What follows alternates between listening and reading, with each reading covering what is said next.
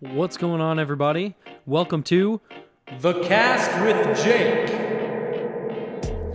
Today's episode, we have a good friend of mine, Paul Lierman from the Wise Man's Fear. I've known those guys quite a while now. We do reminisce within the podcast. We also talk about their new record, them as a band, and some other cool things about the band. We talk about the story that they've built with their 3 albums. They're a band that did a bunch of concept albums and wrote a story and put it all together. And hearing Paul talk about that is very, very cool. Thanks for checking out today's episode with Paul.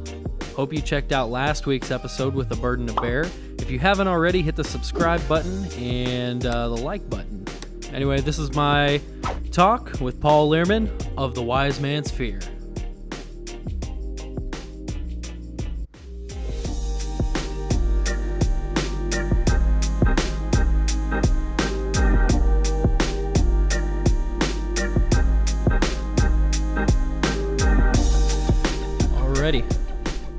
Hey everybody, it's Jake with the podcast with Jake.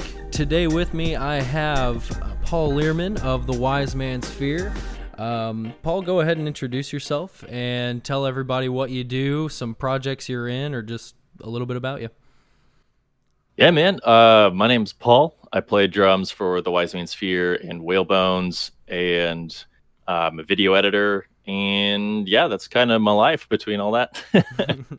Yeah, so it's fun having you on there because you guys, the Wise Man's Fear was just one of those bands that I saw very early when I was getting into music, like local music per se or regional, starting to understand what's going on there. I saw you guys on tour with Roots Like Mountains at Sortie. Oh my god, yeah. Dang, dude. Yeah, I thought about that the other day when I asked you to do this. I'm like, I've known that guy for like 4 years now.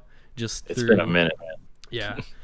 Yeah. So you guys just released your 3rd album. You released it through Sharptone Records, and that's very exciting. How do you just feel about being on Sharptone and that? Dude, yeah, we are absolutely just sort of over the moon about it. They've been like one of those pipe dream labels for us for a while. Like we all listen to a ton of artists on their roster, so definitely a little bit surreal, but yeah, extremely exciting, and that's part of the reason we've been looking forward to this 3rd record for so long, and part of the reason it took so long was negotiating and all that. But yeah, man, it feels good to finally have it out after 3 years of working on it. So for pretty optimal conditions at the end of the day. So, and I don't know if you can talk about this, and if you can't, you can't, but how big of an input did they have on this 3rd record? Like, I know you probably did like your first one with, whoever you recorded with, and maybe the second one that way, but like, since you had to send this off to get approved, like, was there a whole bunch of changes made, or is it just like, yeah, you guys are good? Dude, yeah, not it. There were like no creative inputs from the label on this one, which was part of the reason that we were so excited when we were talking to them initially. The first time that we talked with Sean, the owner, we had just like this hour or 2 hour long phone call going over stuff like, all right, like how do you handle this and that, like yada yada, and creative direction was one of those things that came up. So we had a big talk about branding, and they basically were like, we love what you're doing, we love the idea of Fantasycore, like we're not gonna mess with that, you guys have developed your brand. And then I was like, okay, sweet, like what about creative direction?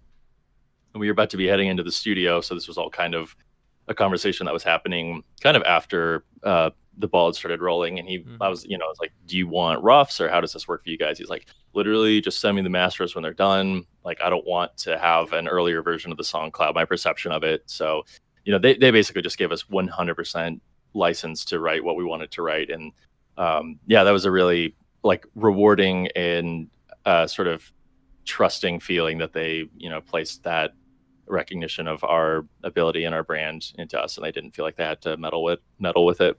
Yeah, that's awesome, because I think you guys are very creative, especially with the Fantasycore idea and like the lore that you can bring to what you guys do. You have a very unique sound while still falling under the core category, and that's what I really like about you guys. You are definitely unique in your own way.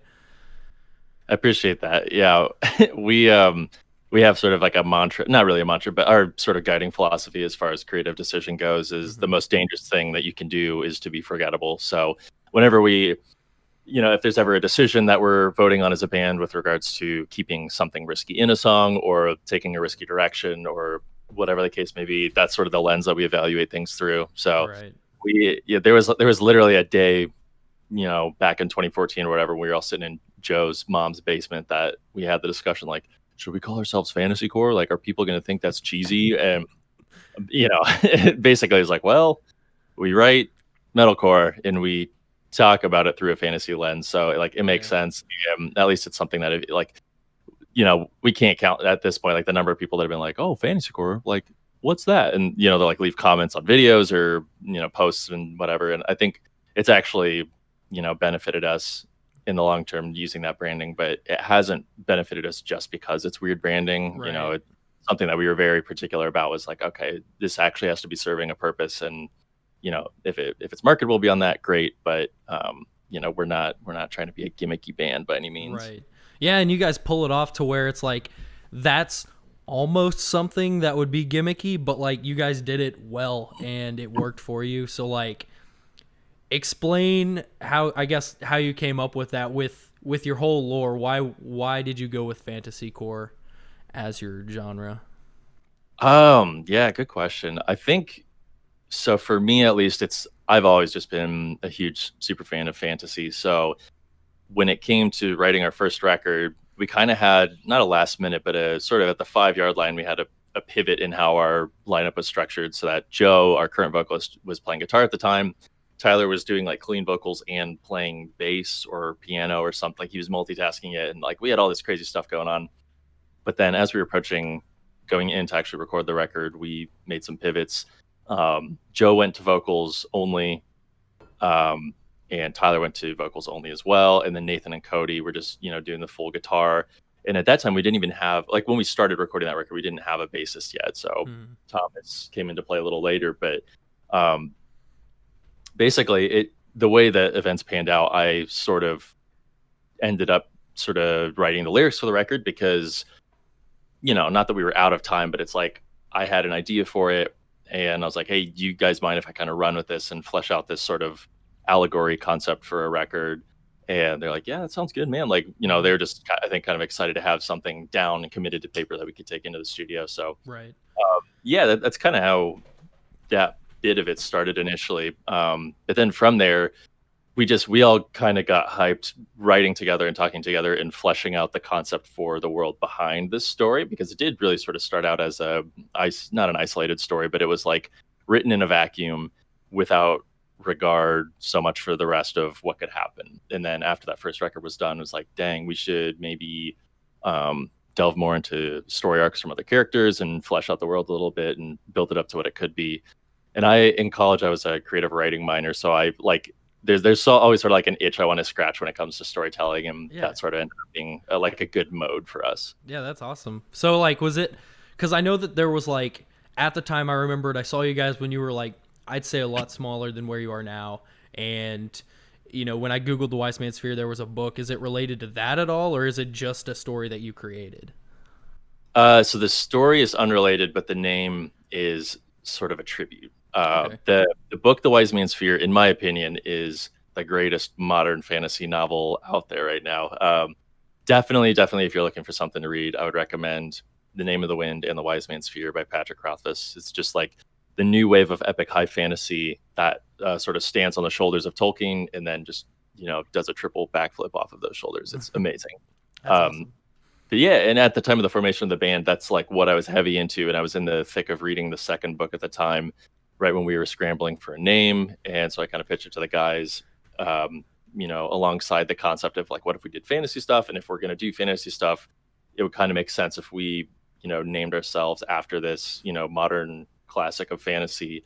And everybody was really down with it. But I think as far as like from an influential standpoint, that book, reading The Wise Man's Sphere, was one of the first times that I felt like inspired to the point of feeling driven, where I read it and I was like, I have to write something. And I don't know what it's going to be, like maybe a short story, maybe lyrics, just like something. And there's not a lot of stuff that you come across that has that impact on you, I don't think so. Yeah. That's awesome that you got to do that. And like, I don't know, I haven't experienced anything like that, but I can only imagine what just finding something that could convince you to write a whole album or like inspire you to where it's like you create this whole story. I mean, that's awesome.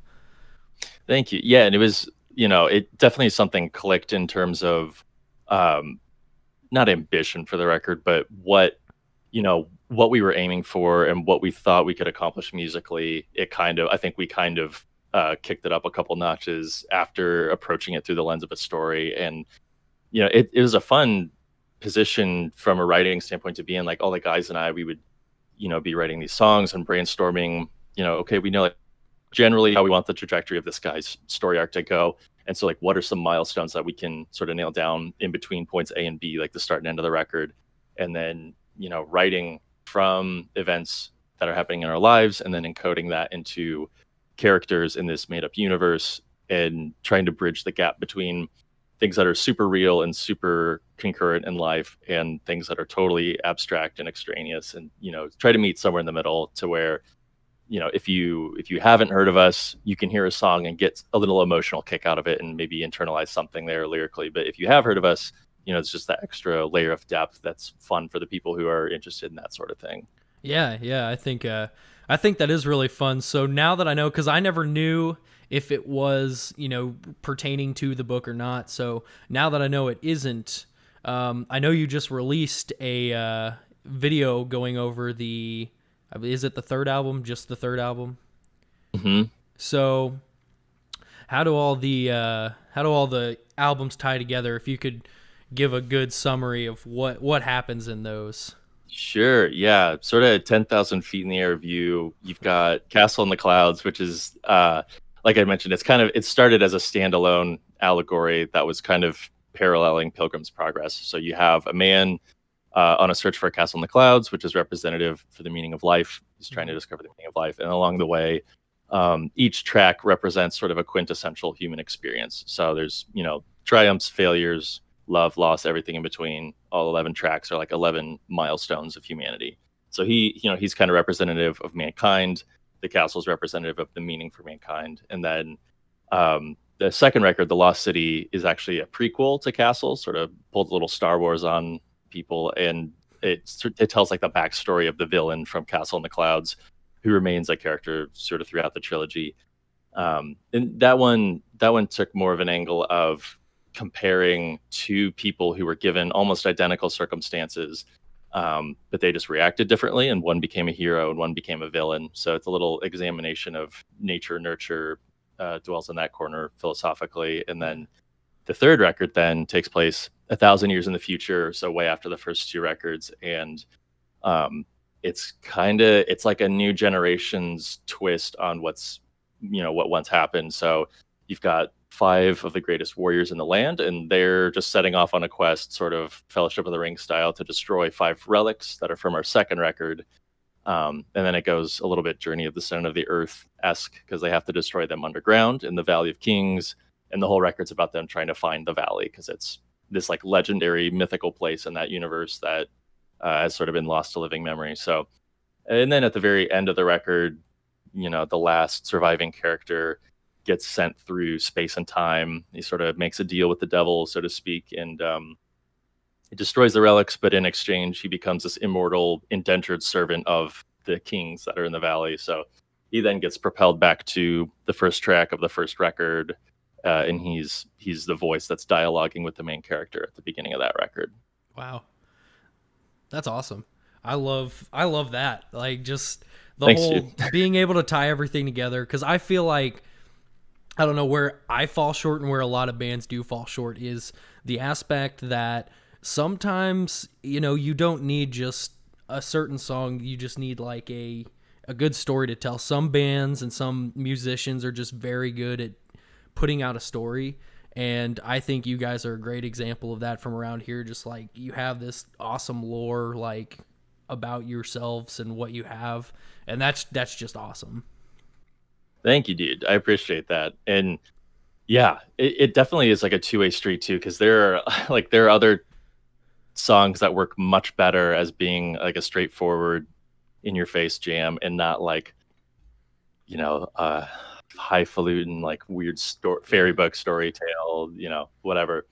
Yeah, you're trying to But make it it, relatable without trying to yeah, be yeah, it's weird. like a whole spectrum. So there's like the hard concept end, and there's the you broke up with me. There's like everything in between, and I think everything serves a purpose in there. There are good examples of all of it. I just know for us, we have I think the most fun writing stuff that's a little more story driven, and I've always been a sucker for records that like bleed into one another throughout the tracks, and pull some sort of meta stuff. So that's kind of the direction that we felt would work for us. Yeah, yeah, definitely. So, like, with that, with your album out, and you guys, it's been out for what, 3 weeks or 2 weeks now? Uh, yeah, 2 weeks. Yeah, Gotcha. crazy. Yeah. I think my favorite song off of it is Sands of Time. I just really like that riff in it. Nice, dude. Kind of a dark horse. Yeah, yeah, it is. It's different, but it's fun. I just like that song. But do you guys have any like plans coming up? I mean, I know coronavirus stopped a lot of things and a lot of plans, but do you have any plans moving forward? Yeah, definitely. We've been doing just sort of weekly video calls where we'll hop on and sort of discuss what we want to be doing and how to get there. And one of the things we've been locking down is we're going to try to get back to the studio next month to start laying the groundwork for the next record. We for the last month or so, we've been throwing around concept ideas, and I think we've got it sort of drilled down to where we want it for the fourth record. And we definitely don't want to pull a Valley of Kings and wait for 3 years to put out something that should have been out in a year. So we're gonna try to do that as soon as possible. And yeah, beyond that, we're all sort of internet marketers by Yeah. interest. So we've been just trying to find ways to promote the record behind the scenes and poise ourselves to start getting on the tour grind once that's on the table again. Yeah, dude. I mean, like, I have noticed that you guys, everybody in your band, which first off, since I saw you guys at that Roots Like Mountain show, you've had the same lineup, and that's been 4 years. And just to say that alone is a lot. Like, Yeah, dude, I feel very fortunate for that.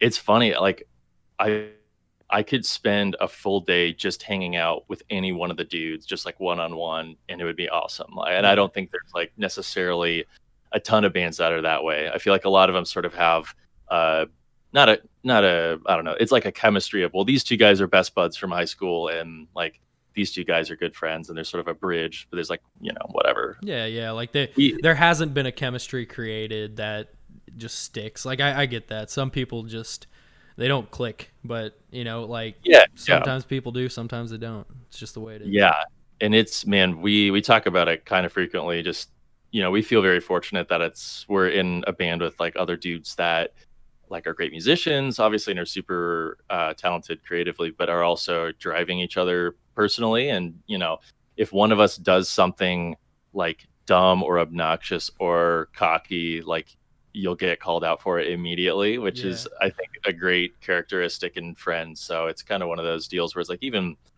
without the band, we would still all hang out and we'd still yeah. be in constant communication.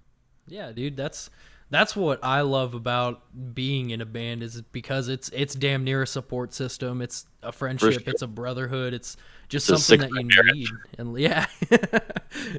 And I mean, like, seeing you guys being able to do it for 4 years straight, it's just like, hey, somebody can do it, you can do it, like, as long as people care. And not even just this band. I mean, this, I would consider your guys' band fairly successful, and you guys still have other projects that you do. I mean, like, Whale Bones is awesome.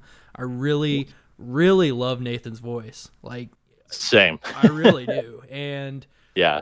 Joe has, is it Sojourner? Is that how it's pronounced? Yeah, although they're kind of doing a hard rebrand, which I'm pumped for. I was at the studio with those guys when they were finishing up the last like track. I don't know if I can talk about this yet, but they're doing cool stuff. That's all right. But yeah, he's got another project that he works as well. That's awesome. Yeah. And then just like, do Cody and Tyler do anything? Because I think those are the only two that I don't Yeah. know if they have any side projects. Cody has since joined the group that Joe's other group, Oh, Sojourner, post Sojourner, and Tyler, he does a ton of stuff. He does like hip hop songs, like pop style songs that he'll make the beats and produce the vocals and everything, and then he'll also produce for other singer songwriters. So he's the man with a million irons in the fire at all times. That's awesome. And you guys, like, I don't know, it just seems like ever since I met you guys, well, you guys have been full steam ahead. Like, we just with, if it wasn't the Wise Man's Fear, it was with something like you and Joe coming down and helping us with our first video. Like, that was awesome. And then, like, Joe did another video for us, and I just see you guys all doing very well, and it's good to see. I like you guys. You're very nice. Thank you, man. Right back at you. It was super fun. I wish I would have been able to stick around more that one day we shot. I can't remember where I was going, but it was like I was there for like 2 hours and then had to dip. But yeah, I think like maybe part of the reason that we have been able to maintain a consistent lineup over the years is that we don't apply a ton of pressure to any one thing, because it's not the only thing that we're all doing. Mm-hmm. Like I remember back kind of when we were forming, there's this really prevalent mindset that essentially was advocating, burn the ships, don't have a plan B, and that way your plan A has to succeed. It was just like the dumbest, most self-destructive technique that bands at the time were taking. Yeah. So many bands, it's like, yeah, quit your day job and, try to make the band work. And it's like, well, that takes time. And in order for you to get time, you need money. Otherwise, you can't pay rent. Otherwise, you can't buy gear. And, it's just a very idealistic way to view things. So I think because we sort of diversify what we're doing, if there's a month where we lose, a few thousand monthly listeners on Spotify, it's like, we don't necessarily have to sweat it. It's, a way that I heard it put, there's this guy, Tim Ferriss, who does a podcast. And, he basically said, if you only do one thing, then if you do bad at that thing, you're going to have a bad day. Mm-hmm. But if you do like 5 things and you do bad at one thing, then you just did bad at that thing for a day. So, if you're also like excited about video production, it's like, well, we didn't get as much writing done for the band as we wanted to, but I was able to edit this video, or I discovered this cool tutorial and I'm hyped about it. So just, diversifying so that you're not emotionally all in one basket, and prevents burnout as well, I guess.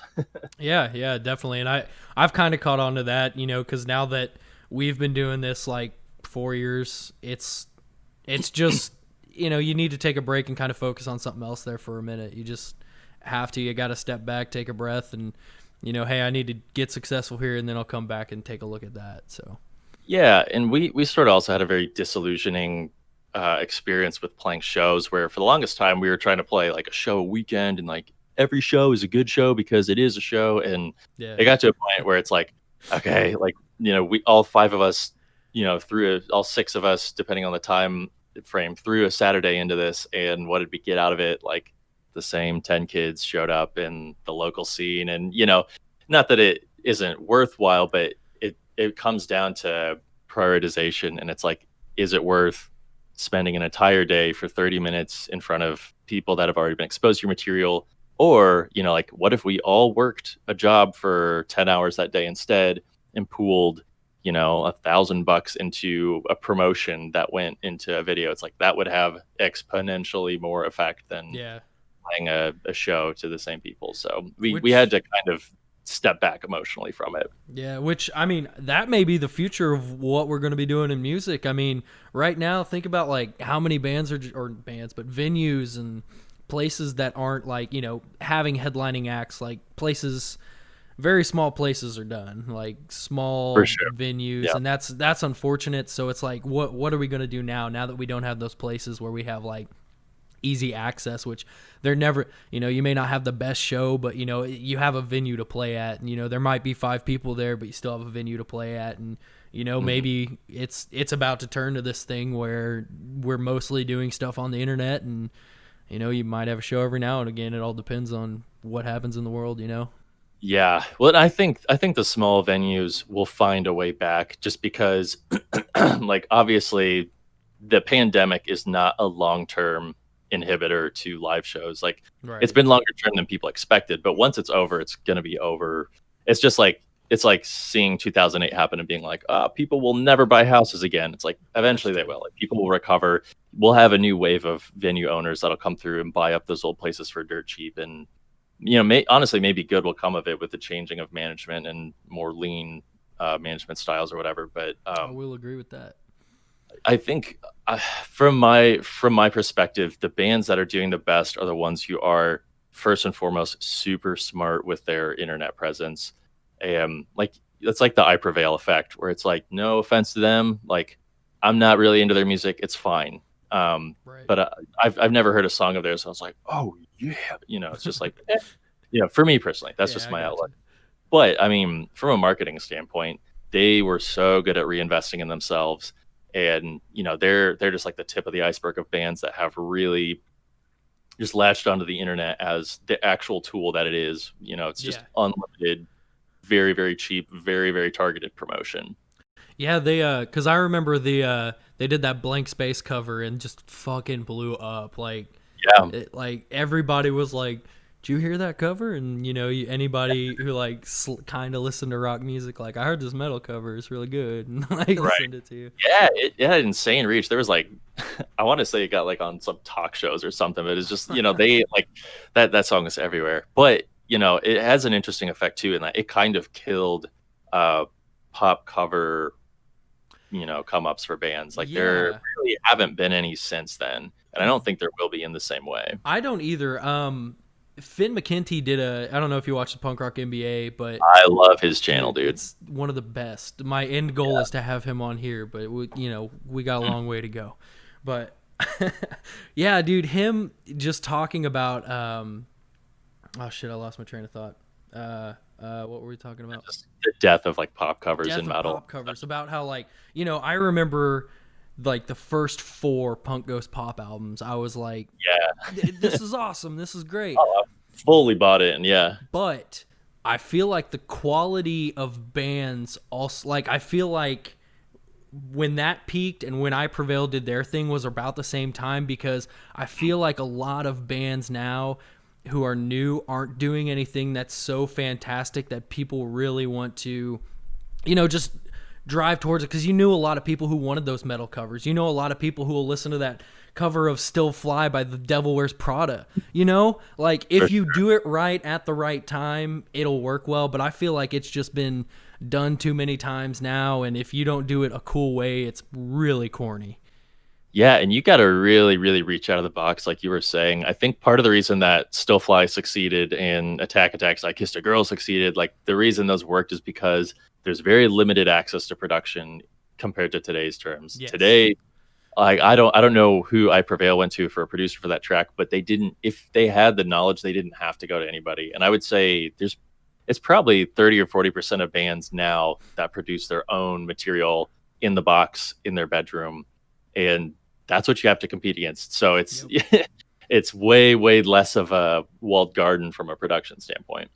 Absolutely. Yeah, that it's crazy that most people can do that. Or I know a lot of people who like will, record themselves. We actually just did it with a cover. Sure. We finally got all our equipment and nice to where we can record ourselves. I don't think when we go and do an album that we're going to do that. Sure. But we just did a cover just for shits and giggles, and we did it ourselves, and we're sending it off some guy to get mixed, and we're excited to get that back. What'd you cover, if you don't mind me asking? We haven't released it yet, but okay. I'm gonna go ahead and say it. The Only by Static X. Nice. Yeah, Dude, that'll be cool. Yeah, like it's hard to really pick a good cover to do, so we just picked something that we knew would be fun. Because anymore, I feel like when it comes to covers, you got to do something that you find fun, or it's gonna sound like it wasn't fun. Yeah, well, and like, dude, what is sadder than like sitting down with your bandmates and being like, "All right, guys, this is gonna suck, but we're gonna make this like gambit at exposure by playing the song that we." Like, I don't know. It starts to get really soulless if you approach it from like a tactical only. Having like you said too, like the fun will show through in the way the final result turns out. Yeah, it's crazy. Let's see what else we got to talk about. Tell me a little about Whalebones. What are you guys up to there? Dude, also actually right now Nathan is up in Fort Wayne shooting music video stuff for a new track that we're working on. So but Nathan's the songwriter for that band. He's just been freaking cranking stuff out. So we just put out an EP, I want to say like February or March, something like that. And then I think we're gonna re-debut the music video from that one on Bocato Media, which is Jared Alonji's media project. Okay, And yeah. then he's written and I think is almost done with all the production for another EP that's going to come out this summer. That's sort of like a counterbalance to the really acoustic one. So I think it's more like folky sounding. And then working on a full length stuff after that, which is maybe 40-50% complete. So just focusing on putting out a lot of content, like in keeping with what we were just saying about the digital age. And, you know, if you get caught up in 2010's marketing tactics, you'll get bad results for 2020. Yeah, exactly. Flush down the toilet. Like I've damn near been saying like, hey, I get we want to release an album, but like, do we need to? Like, I just feel like you can do better if you just do singles, like, which, you know, it's different for like us because we're managed by ourselves. We do everything ourselves. Whereas, you know, you guys on Sharptone, you probably have certain things to follow that they need. I don't know how you guys are ran compared to us, but we just have free reign. So I'm like, hey, we should just do singles and music videos till something changes. Yeah, no, it's kind of the $1 million question for the music industry is what's the best format, and there's not a right answer that fits everyone for sure. And even like we talked to Sharptone about this back when we started working on Valley of Kings, is, you know, hey, like how do you guys approach this? What's your standard procedure? And basically the conclusion we came to is, well, like this is a story driven concept record that kind of works as a full unit, and it's the capstone for this trilogy we've been working on for 6 years. So it's like, you know, we need a more traditional record approach for this to work. But you know, doing so, we'll do 3 singles, music videos, kind of the whole 9 yards. But you know, you look at stuff like the Acacia Strain is doing with A, and it like, that's cool. It is. And you know, playing for the Spotify release radar is, you know, kind of the great white whale of music releasing right now. It's like, if you can get good results there, you know, like we're on a couple of the like Spotify editorial playlists right now, and every other day it'll like change whether new core or release radar is like getting us more streams, because it's just like that powerful. So that's definitely, it's like, you know, especially if you're self-producing, it's like, man, doing a song every 3 months, even if that's all you do, it's like you can see such insane results just by, you know, release events and pumping that initial exposure blast. Definitely.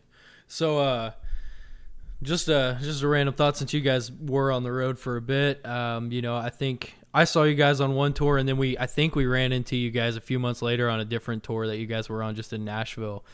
We went to our first EP, and it was just, dude, that's right. That was so serendipitous. It was a weird right place, right time thing. I'm like, hey, it's the guys from the band. Dude, that's too funny. I forgot that happened. That was absolutely insane. Yeah, it was weird. And, you know, really, because I have grown up in the middle of nowhere pretty much my whole life. And I like, you guys' show was like the first big metal show because that's what the guy told me who was the promoter. He's like, oh, these bands are awesome, which he was right. I'm really glad that I went that night. And you guys were one of the first core bands that I ever saw ever. Oh, cool. Dang, I'm so sorry to hear that, dude. I was a country and rock and roll boy there for a while. And yeah, dude, I was never into country, but I grew up in Kirkland, Indiana. It's like a population of 700 or 800, so kind of same story. I was on like weirdly enough, our bassist is from that town too, but I didn't even know that until after he joined the band, just because that town is so spread out, we'd never met. I gotcha.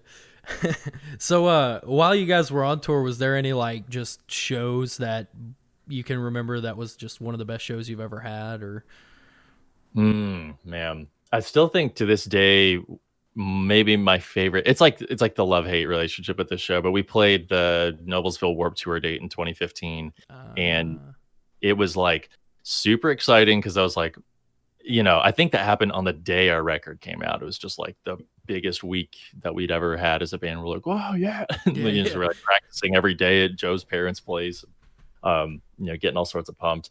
And then it was the first show that we played live with backtracks. And so we'd been practicing with backtracks, but we'd never had to like pack all the tech up into a backpack, move it somewhere, and then have it work upon arrival. And so me being jittery nervous and an idiot switched or I split the output instead of panning it left and right. So I was just receiving like tracks with no click. Oh And no. or no, I was receiving it, but it's really low volume. And the guy at the soundboard's like, "Do you want the tracks in your ears?" I was like, "Yeah." Like, not realizing I already have them and I have them with a click.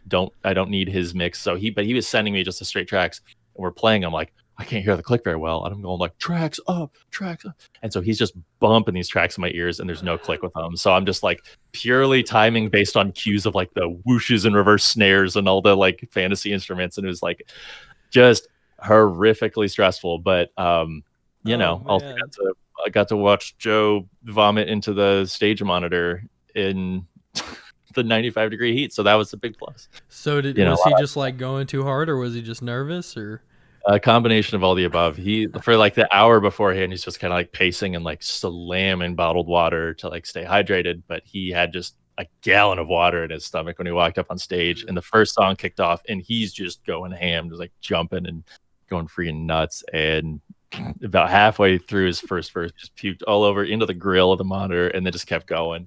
And it was pretty funny, man. You got a puking rally, man. There, you like if you quit, that's it. Like you guys are done. Dude, be like that sometimes. Dude, the only other one that was crazier than that I can think of is we played. We did this tour with In Dying Arms, and we played a show in Peoria, Illinois, which is like a car city. It's like where they manufacture most of the cars in the Midwest. It's just ridiculous. And so it's got like upsides of towns and then really like economically depressed sides of town. And we did not play one of the upsides, and we were playing this song, and in the middle of it, like Nathan starts like pointing out the window and like making all these head motions, and I'm like, I don't know what you mean. Like maybe his guitar string broke or something. And then at the end of the set, like, or not the set, the song, he like pulls over Tyler's mic. He's like, "Someone just got arrested at gunpoint in the parking lot. Please call the police." We're like, "Oh!" And there's sure enough, some guy's peeling out and just like driving down the road. And they caught him like 7 minutes later, and he had like $10. The guy that he robbed had like no cash on him, so it ended up being a wash for him. But it was like the first night of tour, and I had just signed the whatever power of attorney for Thomas because he was under 18, and I was like, this is a lot. There's a lot to handle right now. Yeah, dude. His dad gave me like a prom style sit down talk about Thomas. He's like, "All right, like I'm trusting you with my son. You got to protect him, yada yada. If he gets hurt, like here's the numbers you call and sign this waiver, and you have like if he's unconscious and you have to make a call, like it's on you." And I was like, okay. Oh, that's hilarious and scary at the same time. I'm I'm not responsible enough for that. I wasn't either. I didn't know what I was getting into, man. Oh man. So let's think what else we got here. So you do videos. Do you make like streaming videos, lyric videos, music videos? What do you do? Yeah, kind of all across the range. So I started getting into video production just so that we could save money on shooting music videos, which is more expensive than we all thought going into it. And then I learned why it's so expensive, because it takes a ton of time and energy and effort and coordination. But so I started kind of getting into that market a little bit. And then I did lyric videos for a while, streaming videos for really long, do on occasion. But really, like as far as financial stability, the thing that I gravitate towards most is like YouTube editing, remote editing for clients, and SEO stuff for YouTube. So most days, I'll just edit for a handful of clients. And then like today I went on a shoot for the first time in months because of Corona, but just did like a photography shoot with my business partner who I live with. And, we'll just do some photo video stuff for anything from like real estate to, HVAC, small corporate clients and stuff like that. So okay, cool. Not always the most like riveting creative work, but it's the most like chill, just like sit at your desk and you can kind of watch Netflix and check out while you work. Yeah. So like the videos you edit, are they similar? Are they just business like videos? Or are they like YouTube creator videos? It's a little bit all over. So actually, one of the ones I was just working on today before this was another podcast, and some guy who's just like talking to successful people in different industries, and he had like owner of some baseball team that was also on Survivor. It was like the last episode. I can't remember his name. David Sampson, maybe. Um, but yeah, super interesting. So it's like it's kind of fun. I get that, and then one of my clients I work for is like one of those relaxing 5-hour loop YouTube channels. So it's like the most chill gig. Yeah, Just yeah. like making like waterfall loops for hours and but it really is all over. We've worked with a community center and some nonprofits, and yeah, you never know what you're gonna do. He does like those 3D mappings for real estate homes and everything, drone work. Cool. So you do videos, you're in Whalebones, you're in the Wise Man Sphere. You do anything else? Got any other hobbies? Got time for anything else? I write like contemporary classical piano stuff under the moniker Island Effect, but that's very low key, like me trying to figure out you production. post about that. I Yeah, I'm like working on figuring out audio producing one tiny haltering bit at a time. So that's like my first foray into that, and then um, got two other musical projects that I'm going to be starting up with buddies eventually once I get a little more time, that are sort of on the back burner. But yeah, right now in life, playing a lot of Call of Duty, like way too much Call of Duty every night, and it's been horrific for my sleep schedule. I But understand. Except yeah, I see. I don't have the best internet connection, so I usually don't play Call of Duty. I mostly just play Minecraft, but that's a whole nother animal in its own. it's a little more forgiving with the lag. Yeah. If I lag and it's I end up 2 squares away, I'm over it. Yeah. It's all right. Dude, yeah. My buddy Phil and I have been playing COD pretty much every night for the last month, and then Tyler and Cody and Thomas from the band will play too sometimes. It's just like impossible to go to sleep after that game, but for some reason I always insist on playing it until like 3 a.m, and then my heart is just like pounding, and I'm like just steaming, thinking about like I should have got that guy. I should have. I should have got that motherfucker. Yeah, dude. But that's pretty much most of what I do is editing stuff. And my business partner and I just recently bought out our majority partner at the beginning of this year. So it's been a lot of like figuring out the administrative end of business and trying to do some rebranding stuff, which we're working on, and just generally not run ourselves into the ground. But it's been awesome so far. We're really loving it. Yeah, man. I mean, I haven't seen what you do with that, but I mean, I've seen your other work. I believe that you do most of like the videos for the Wise Man Sphere. I mean, not like the high production ones, but like I think there was a video. I can't remember the name of it, but didn't you do one video for you guys? I think, let's see. I did Cataclysm was the first music video I ever did, and somehow it turned out like not as terrible as it should have. I did our lyric videos for What Time Brings and Prayer of the Prey, and then I did The Deepest Dark was the most recent one. I feel like maybe there was another one. I don't know. But all of I know you guys had a live video. Oh yeah, I did that one too. Yeah, but it's kind of, dude, they're all so old. Like all I've been doing for 3+ years now is video production full time, and I did all those as like my beta test to see if I could make videos. So it's like kind of painful to watch them. Yeah, but I gotcha. Yeah, go ahead. The company that my business partner and I have is called Social Flip, so that's like the more corporate facing stuff. But I really do want to try to for this next record cycle direct and edit at least one of our videos, just because I feel like it'll be a different story.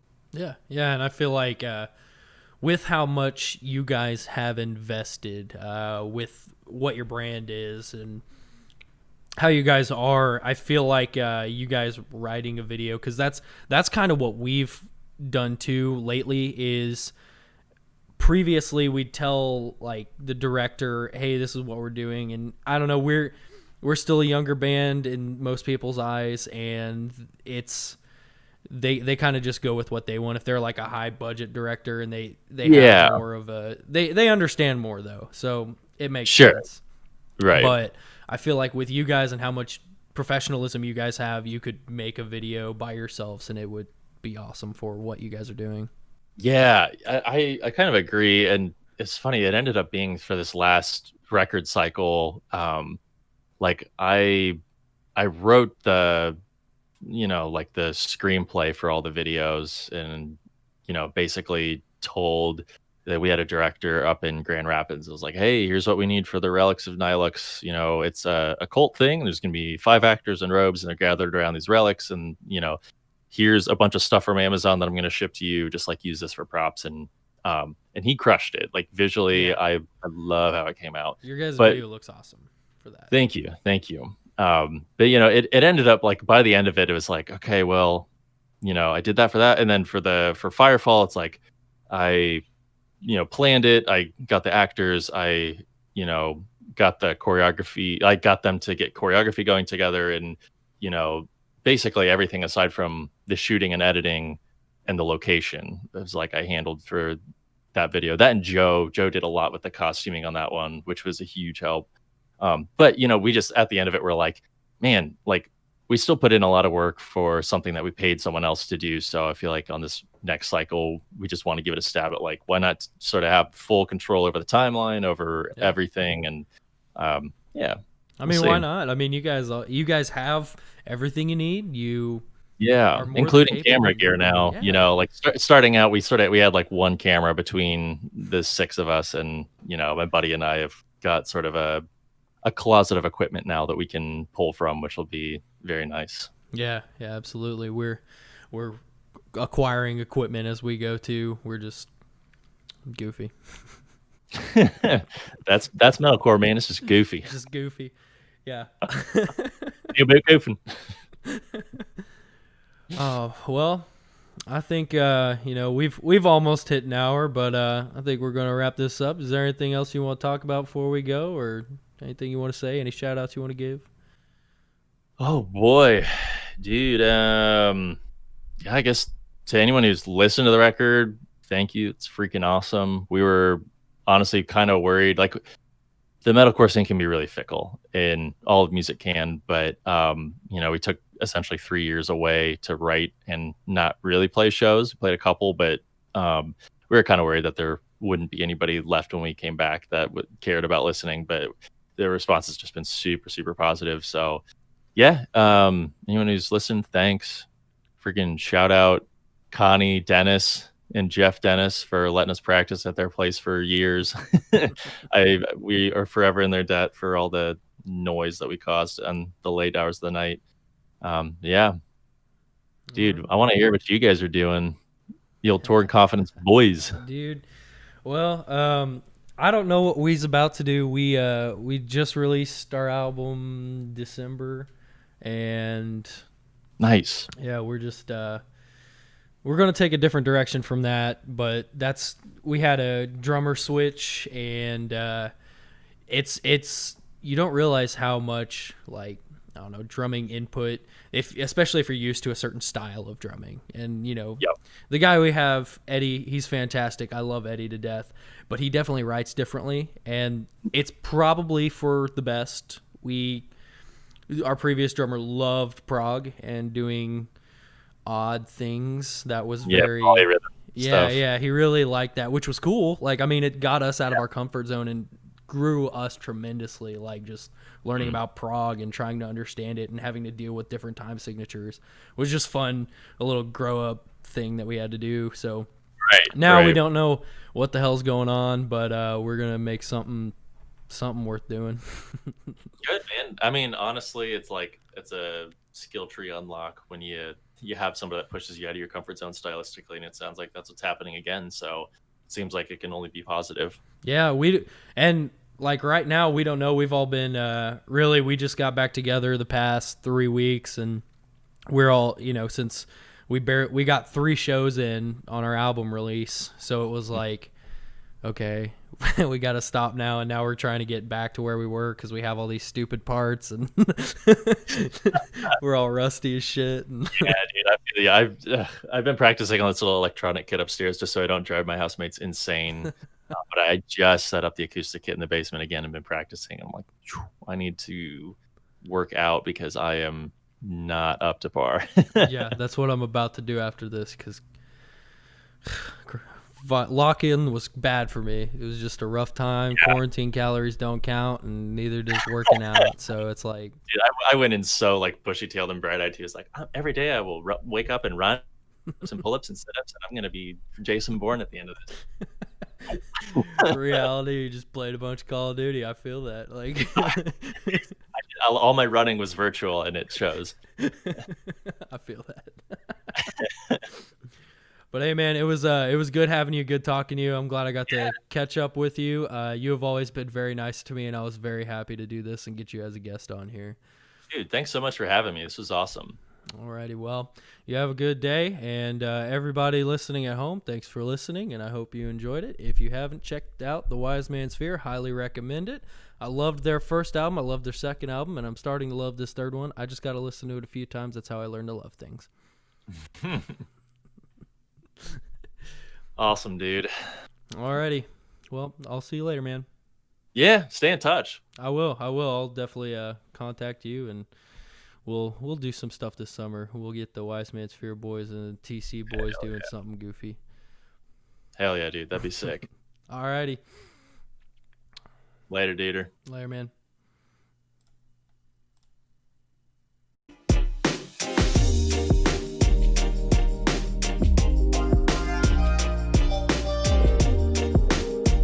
Thanks for checking out The Cast with Jake. Check out next week's episode with Kenton Smith of Cohen. Right here, next Friday, on The Cast with Jake. Don't forget to subscribe, like, and hit the little bell button below. Thanks for watching.